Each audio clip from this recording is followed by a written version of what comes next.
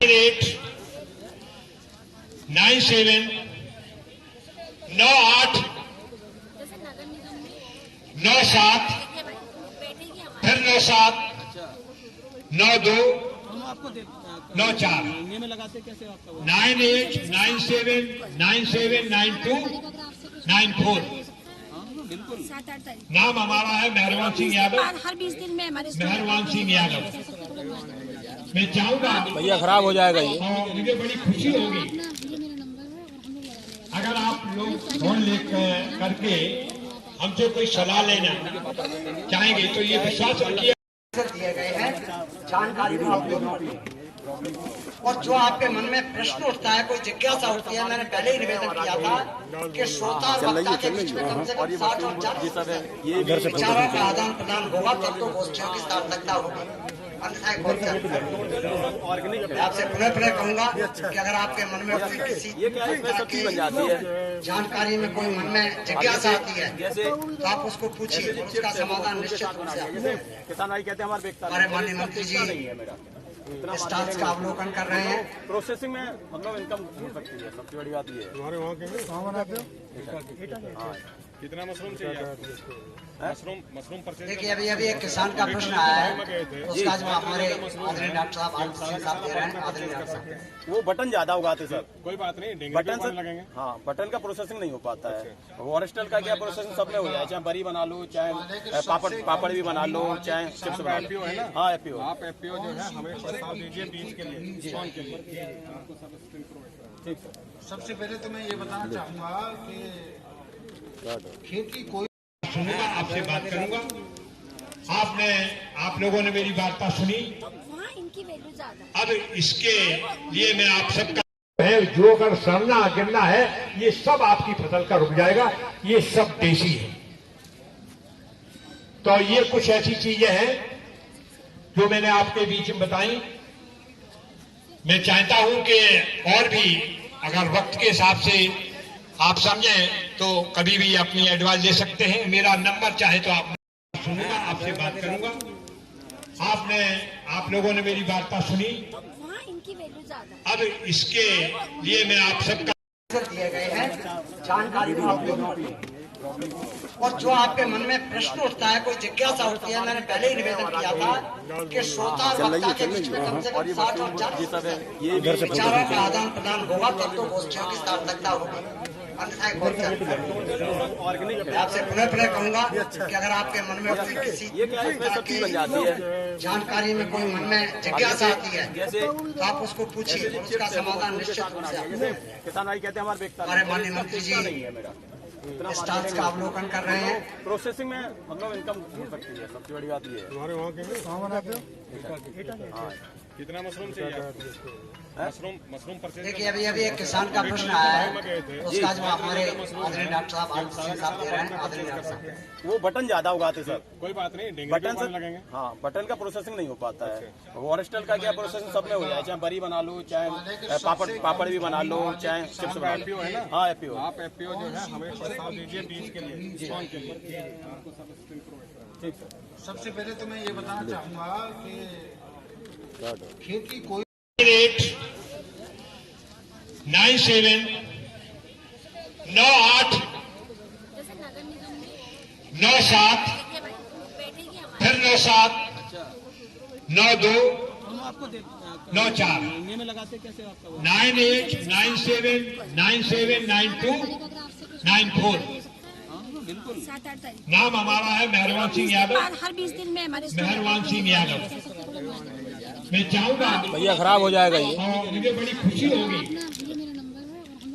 अगर आप लोग फोन ले करके हमसे कोई सलाह लेना चाहेंगे तो ये विश्वास रखिए। एक नया है जो है बाजार में है, इसका प्रयोग है जो किसान भाई सब्जियों की खेती अक्सर करते हैं उनके लिए ये प्रयोग है। ये अलीगढ़ में जो लगा हुआ है उसका गोबर हो तो गाय का गोबर तो और गौमूत्र तो हर जगह है, काम का है। अगर हो तो वो ज्यादा बेहतर है और नहीं तो और भी जानवर का हो सकता है। 200 किलो गोबर को ले और किसी फर्श पर छायादार स्थान में हम उसको फैला दें और 10 लीटर गाय का गौमूत्र ले, 10 लीटर ले ले या उससे आवश्यकता अनुसार कम ज्यादा कर सकते हैं।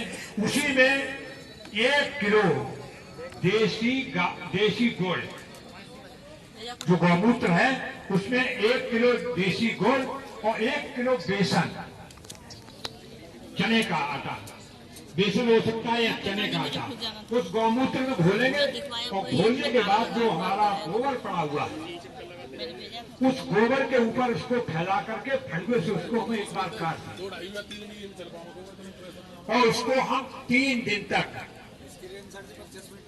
तक उसको छड़ाएंगे, छाया में छड़ा के उसको सुखा देंगे। जो भी करना मतलब उसको जो गौमूत्र का जो हमने घोल बनाया है वो उसके ऊपर छिड़क देंगे, फड़ुए से काट देंगे, फिर एक बार छिड़क देंगे। ये कार्य हमको करना 3 दिन तक।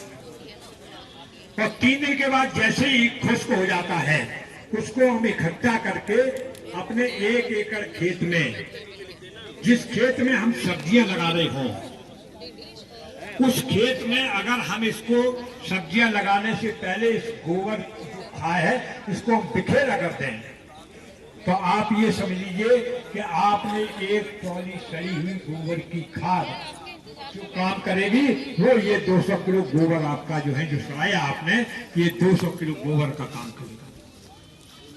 ये कुछ ऐसे तरीके हैं जिनको आप अपने उसमें कर सकते हैं। अगर आप कुछ नहीं कर पाए तो एक काम कर लीजिए।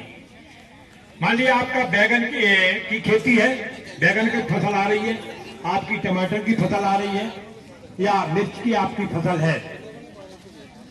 देसी गाय का गौमूत्र इकट्ठा करिए, 50%, 5 लीटर गौमूत्र है तो 5 लीटर ही पानी मिलाइए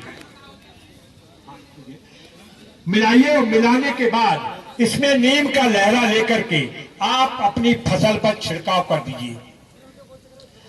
फिर आप ये देखिए कि आपकी फसल पर, चाहे आपकी जो मिर्च की फसल हो, चाहे टमाटर की, बैगन, भिंडी, जो भी फसल हो, एक नया है जो है बाजार में है, इसका प्रयोग है जो किसान भाई सब्जियों की खेती अक्सर करते हैं उनके लिए ये प्रयोग है।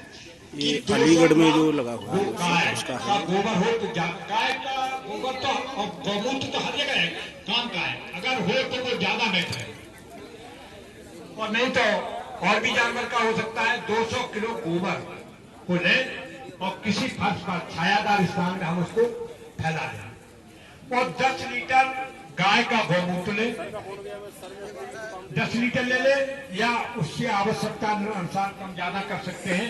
उसी में 1 किलो देसी गुड़, जो गौमूत्र है उसमें 1 किलो देसी गुड़ और 1 किलो बेसन, चने का आटा, बेसन हो सकता है या चने का आटा, उस गौमूत्र में घोलेंगे और घोलने के बाद जो हमारा गोबर पड़ा हुआ है उस गोबर के ऊपर उसको फैला करके फंडे से उसको हम एक बार काट दें और उसको हम 3 दिन तक उसको छड़ाएंगे, छाया में छड़ा के उसको सुखा देंगे। जो भी करना मतलब उसको जो गौमूत्र का जो हमने घोल बनाया है वो उसके ऊपर छिड़क देंगे, फड़ुए से काट देंगे, फिर एक बार छिड़क देंगे। ये कार्य हमको करना 3 दिन तक और 3 दिन के बाद जैसे ही खुश्क हो जाता है उसको हम इकट्ठा करके अपने 1 एकड़ खेत में, जिस खेत में हम सब्जियां लगा रहे हों उस खेत में अगर हम इसको सब्जियां लगाने से पहले इस गोबर जो खाए है इसको हम बिखेरा कर दें तो आप ये समझ लीजिए कि आपने 1 ट्रॉली सड़ी हुई गोबर की खाद जो काम करेगी वो ये 200 किलो गोबर आपका जो है जो सड़ाया आपने, ये 200 किलो गोबर का काम करेगा।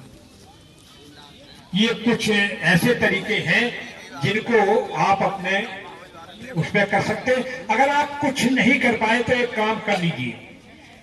मान लीजिए आपका बैगन की खेती है, बैगन की फसल आ रही है, आपकी टमाटर की फसल आ रही है या मिर्च की आपकी फसल है।